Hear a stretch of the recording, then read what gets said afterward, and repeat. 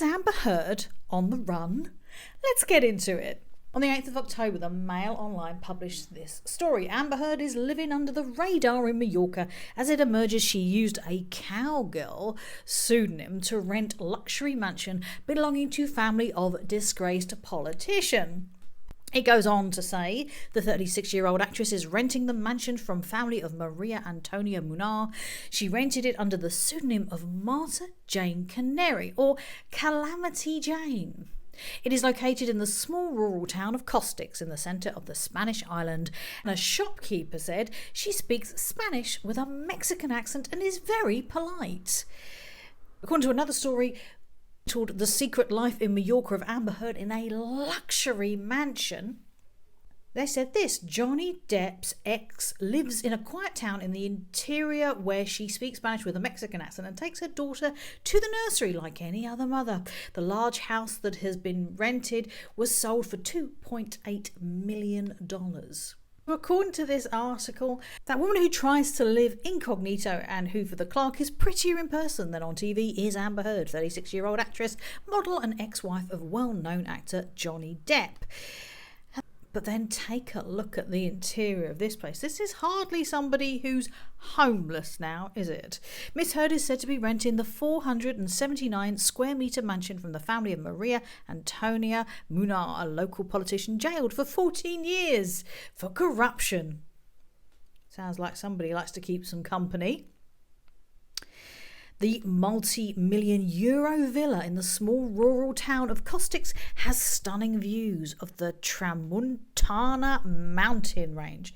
Absolutely stunning. And again, this is not somebody who is homeless. And take a look at the bedroom. It was put up for sale for 2.8 million euros earlier this year, but has been taken off the market since being rented by Miss Heard.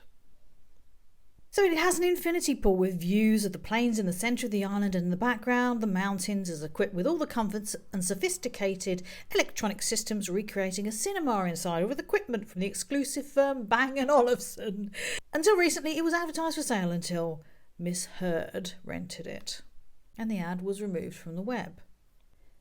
What's interesting here is in El Mundo, they said Heard came to put a fictitious name on the door of the house to live in anonymity, that of Martha Jane Canary, explorer and pioneer of weapons to take in the American Wild West of the 19th century. The reference, however, has disappeared. It is not the first time that she plays cluelessness. In January, she already spread an image on networks with a concise "Hello Madrid," but one detail shows that she was in Palma. The name of a Mallorcan city is read on the cover of a sewer. The ex of the famous actor who plays Jack Sparrow, an illustrious pirate of the Caribbean, flees from the spotlight. For this, she has chosen the silence of Costix in the depths of an island with a long pirate tradition, although not in the Caribbean version, but markedly Mediterranean. Now, what is interesting, I find, about her living in Spain is this: extradition is the official process whereby one nation or state surrenders a suspected or convicted criminal to another nation or state. Between nation states, extradition is regulated by treaties. Different rules apply within the EU and outside the EU, surrender or extradition. 2002, the EU created the European Arrest Warrant, fast-track system for extraditing people from one EU country to another. Extradition treaties in force between Spain and other countries deal with cases that are considered serious offences according to Spanish criminal law. Under Spanish law, extradition is not possible for citizens located in Spain for a conduct that is not a crime in Spain. No one can be extradited unless the offence is a crime in both countries and carries a prison sentence of at least 1 year. Individuals are only extradited after the Spanish National Court has reviewed the case and determined that it meets the legal requirements for extradition. All extradition requests must meet the evidentiary standards required in both countries. It is important to note that in urgent cases, a provisional arrest may be requested for extradition purposes. Such a request may be issued through the International Police Organization, Interpol, or via diplomatic channels. If Spanish authorities believe that the request meets the formal requirements of the applicable treaty or domestic law, the individual subject to extradition will be arrested and brought through the national court. What does this mean for Miss Heard? Now, she has been allegedly seen in London, according to the Mail again.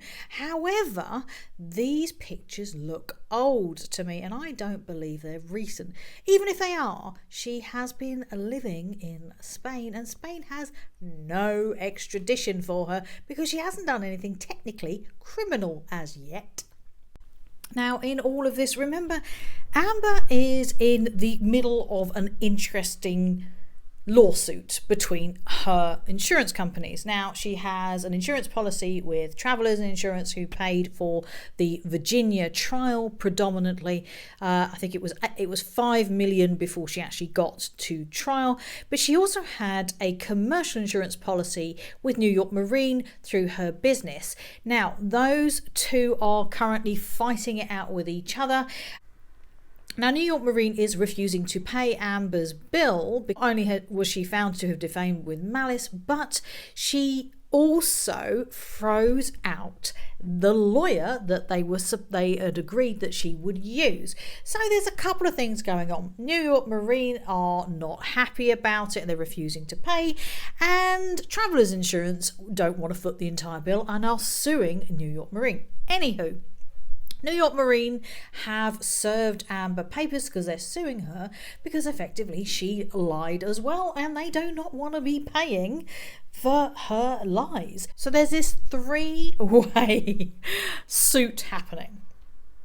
Now, what has happened since is Amber has got yet another legal team involved who are saying that they want the insurance companies to back off so that Amber can focus on her appeal. Now, Amber doesn't need to be in the United States for the appeal to happen. That would be completely done by her legal team, by Ballard Spahr, another law firm that is working for Amber. But what is interesting and what has raised a lot of questions in the last 24 hours is this statement that was given in regards to this particular issue. Now, Miss Heard's position.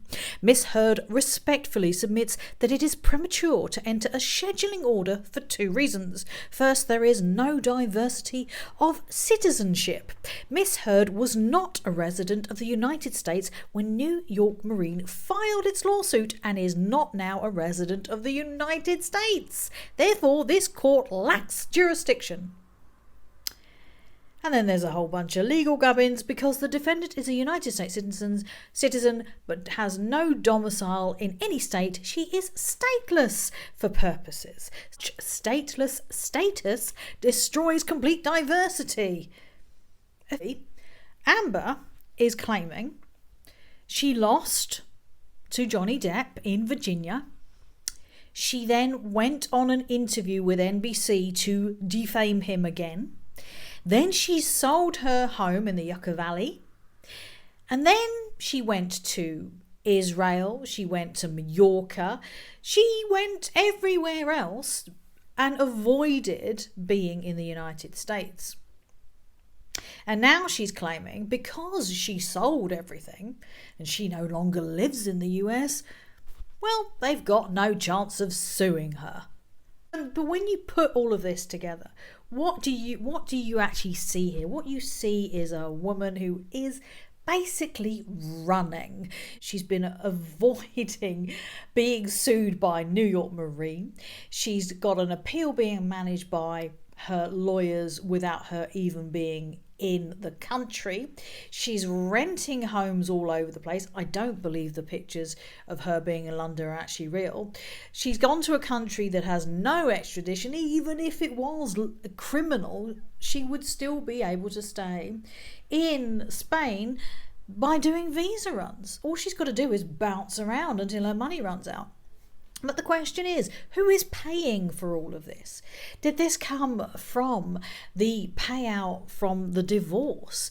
Did it go into the coffers of Amber Heard's father and her sister? Because somebody is paying for all of these legal teams and for for these luxury homes that Amber seems to be living in, whilst claiming she is stateless and no longer a resident of the United States.